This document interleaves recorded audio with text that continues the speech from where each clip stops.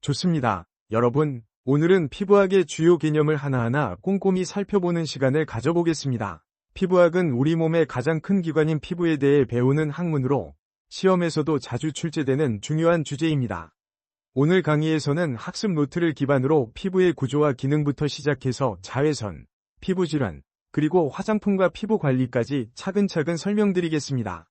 또한 관련 문제도 함께 짚어보며 시험 대비 팁도 드릴 테니 끝까지 집중해주세요.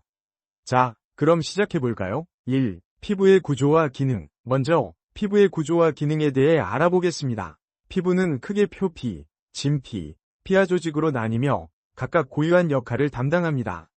표피는 피부의 가장 바깥층으로 다시 각질층, 투명층, 과립층, 유극층, 기저층으로 세분화됩니다. 기저층에는 멜라닌 세포가 위치해 있는데요. 이 멜라닌 세포가 바로 피부색을 결정하고 자외선으로부터 우리를 보호합니다. 유극층은 표피에서 가장 두꺼운 층으로 세포 간 연결 구조를 통해 피부의 강한 결합력을 유지합니다. 각질층은 죽은 세포로 이루어져 있어 외부로부터 피부를 보호하는 역할을 합니다. 이 층이 튼튼해야 피부가 건강해질 수 있겠죠? 진피는 표피 아래에 위치하며 교원섬유와 탄력섬유로 구성되어 피부에 강한 탄력성과 지지력을 제공합니다. 유두층은 표피와 연결되어 영양을 공급하고 감각을 전달하는 역할을 합니다. 망상층은 진피의 약 5분의 4를 차지하며 그물 모양의 섬유 구조로 피부의 강도와 탄력을 책임집니다. 피하 조직은 지방층으로 구성되어 있는데요. 이 층은 충격을 흡수하고 체온을 유지하는 데 중요한 역할을 합니다. 피부의 주요 기능으로는 보호, 체온 조절, 감각 수용, 분비 및 배설, 면역 기능이 있습니다. 이처럼 피부는 단순히 외부를 덮고 있는 기관이 아니라 우리 몸을 보호하고 조절하는 데 필수적인 역할을 합니다.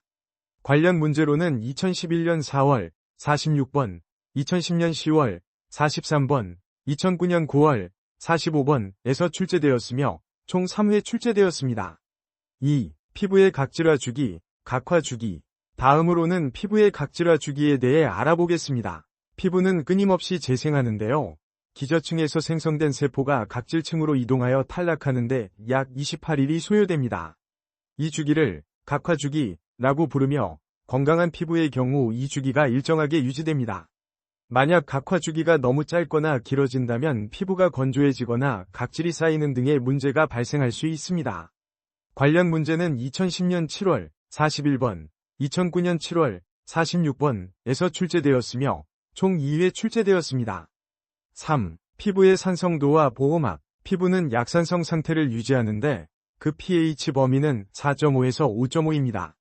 이 약산성 상태는 외부 자극과 병원균으로부터 피부를 보호하는 데 중요한 역할을 합니다. 만약 피부가 알칼리성 용액에 노출되면 어떻게 될까요? 피부는 알칼리 중화능을 통해 본래의 산성 상태로 복원하려고 노력합니다.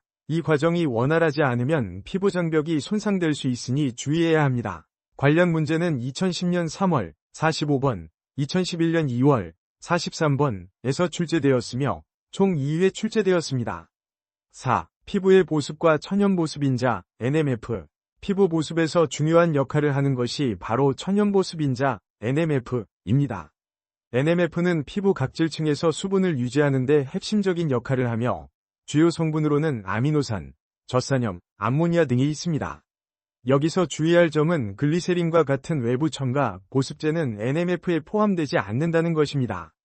따라서 글리세린은 보습을 돕는 외부 성분으로 이해하시면 됩니다. 관련 문제는 2011년 4월 42번, 2009년 7월 44번에서 출제되었으며 총 2회 출제되었습니다. 5. 자외선, UV, 과피부. 자외선은 UVA, UVB, UVC로 나뉩니다. UVA는 파장이 길어 피부 깊숙이 침투하며 즉시 색소 침착을 유발합니다.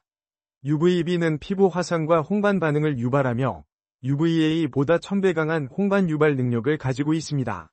UVC는 대기층에 의해 대부분 차단되기 때문에 피부에 영향을 미치지 않습니다. 자외선은 적당히 노출되면 비타민 D 합성을 촉진하지만 과도한 노출은 광노화와 피부 손상을 유발할 수 있습니다. 따라서 자외선 차단제를 사용하는 것이 매우 중요합니다. 관련 문제는 2011년 4월 43번, 2010년 7월 42번, 2009년 7월 41번에서 출제되었으며 총 3회 출제되었습니다. 6. 피부의 면역 기능. 피부의 면역 기능은 외부 병원균으로부터 신체를 보호하는 데 중요한 역할을 합니다. 특히 랑게르한스 세포는 표피에 존재하며 항원을 인식하고 면역 반응을 유도합니다. 이 세포는 피부의 방어 시스템에서 핵심적인 역할을 하기 때문에 피부 건강에 매우 중요합니다. 관련 문제는 2011년 7월 47번, 2011년 2월 48번에서 출제되었으며 총 2회 출제되었습니다. 7. 피부의 영양과 관련된 주요 영양소.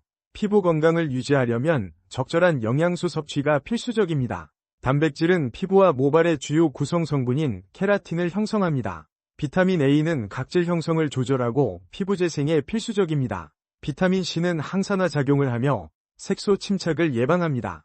철분은 헤모글로빈의 주요 성분으로 피부 혈색과 밀접한 관계가 있습니다. 관련 문제는 2011년 2월 44번, 2009년 7월 49번, 2010년 1월 44번에서 출제되었으며 총 3회 출제되었습니다. 8. 피부 질환과 관련된 주요 개념. 마지막으로 피부 질환에 대해 간단히 살펴보겠습니다. 여드름은 피지 과다 분비와 모공 막힘으로 발생합니다. 주사, 로세시아는 혈액순환 장애로 인해 코와 뺨에 붉은 증상이 나타나는 만성 질환입니다.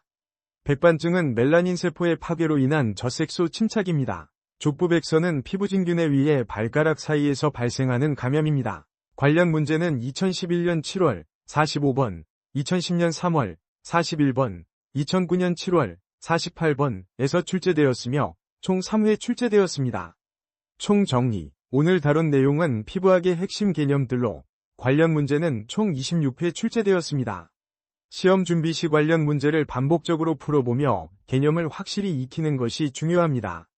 여러분, 피부학은 단순히 암기하는 것이 아니라 개념을 이해하고 응용하는 것이 핵심입니다. 다음 강의에서도 더 유익한 내용으로 찾아뵙겠습니다. 감사합니다.